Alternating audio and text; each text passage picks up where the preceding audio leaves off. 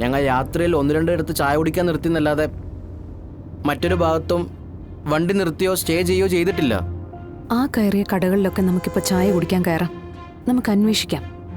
സ്ഥലത്തെ പ്രധാന വില്ലന്മാരെയൊക്കെ പരിചയപ്പെടാം. അപ്പൊ ചിലപ്പോൾ ആ കൂട്ടത്തിൽ കാണാൻ പറ്റും നിങ്ങളറിയാതെ നിങ്ങളുടെ വണ്ടിയിൽ സ്പിരിറ്റ് കൊണ്ടുവന്ന് വെച്ച ആ മഹാനെ. ചെയ്യിച്ച് ചന്ദ്രബോസ് ആണെങ്കിൽ അവൻ സ്പിരിറ്റ് കൊടുത്തു വിട്ട ഗുണ്ടകൾക്കും അവനേക്കാൾ മിടുക്കാണ്. അല്ലെങ്കിൽ ചന്ദ്രബോസ് ആ പണിക്ക് നിൽക്കില്ലല്ലോ. അതുകൊണ്ട് അത്ര വേഗത്തിൽ അവരുടെ അടുത്തേക്ക് എത്താൻ പറ്റുമെന്ന് തോന്നുന്നില്ല. ഈ ചില അന്വേഷണ സിനിമകൾ കണ്ടിട്ടില്ലേ? ഈ ശൂന്യതയിൽ നിന്ന് തെളിവുകൾ അവരിലേക്ക് എത്തുന്നത്. അതുപോലെ ഇതും അങ്ങനെ തന്നെ ആയിരിക്കും. നമുക്ക് പോയി നോക്കാം. ബാക്കിയൊക്കെ ഈശ്വരൻ തീരുമാനിക്കട്ടെ. അന്ന് നിങ്ങൾ പോയപ്പോ കുറെ അധികം നേരം ബ്ലോക്കിൽ പെട്ട് കിടക്കുകയോ ഘോഷയാത്രയോ റാലിയോ അങ്ങനെ എന്തെങ്കിലും ഉണ്ടായോ? എന്തെങ്കിലും വന്ന് വാഹനം നിർത്തിയിടേണ്ടി വരുന്ന ഒരവസ്ഥ?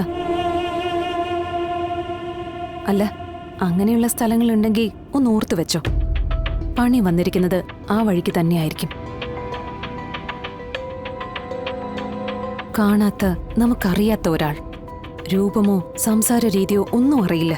അയാൾ ഒരു കുറ്റം ചെയ്തു എന്ന് മാത്രമേ അറിയൂ. അയാൾ എവിടെയുണ്ടെന്ന് പോലും നമുക്കറിയില്ല. പക്ഷെ നമുക്ക് അയാളെ വേണം. അയാളെയും കൊണ്ടേ നമ്മൾ ഇനി മടങ്ങും.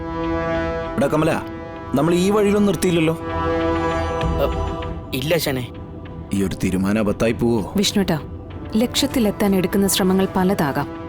അതിൽ തന്നെ 99% പരാജയവും ആവാം. അവശേഷിക്കുന്ന ആ 1% വിജയമെങ്കിൽ ആ 1% എത്താൻ വെറുതെ നമുക്കൊന്ന് ശ്രമിച്ചൂടെ?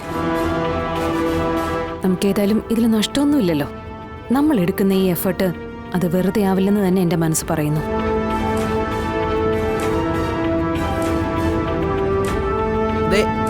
അവിടെ ഞങ്ങളൊരു 10 മിനിറ്റോളം വെയിറ്റ് ചെയ്തായിരുന്നു.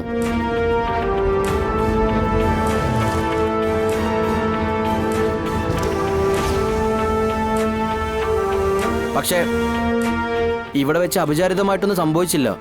ആരും കടയിൽ ഉണ്ടായിരുന്നുമില്ല. ജ്യൂസ് വണ്ടിക്കടുത്ത് നിന്നാ ഞങ്ങൾ കുടിച്ചേ. അത് ശരിയാ.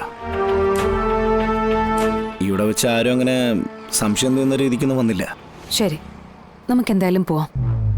നമ്മൾ ആരെയാണോ തിരക്കുന്നത് അവരെന്തായാലും നമ്മുടെ മുന്നിലേക്ക് തന്നെ വരും, ഉറപ്പാ.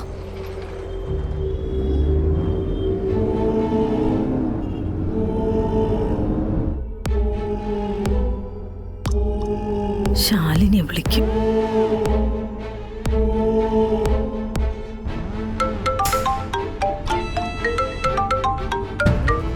ആ അമ്മേ, പറ. ശാലിനി, ശ്യാമയുടെ ഫോൺ വന്നിരുന്നു. പക്ഷെ അവള് വിളിച്ചപ്പോ എനിക്ക് എടുക്കാൻ പറ്റിയില്ല. ഞാൻ തിരിച്ചു വിളിച്ചപ്പോഴൊക്കെ അവള് ഫോൺ കട്ടാക്കുക. മോളെ എന്തോ കുഴപ്പമുണ്ടടി? അമ്മേ, ഞാനിപ്പോ ഒരു യാത്രയില്ല.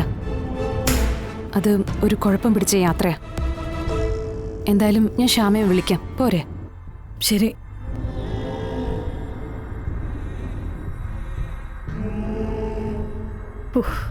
എന്റെ ദേവി, കുഴപ്പങ്ങളൊന്നും വരുത്തല്ലേ. അമ്മയെ വിളിച്ച് ശ്യാമയുടെ കാര്യത്തിലും എന്തെങ്കിലും തീരുമാനം എടുക്കണം.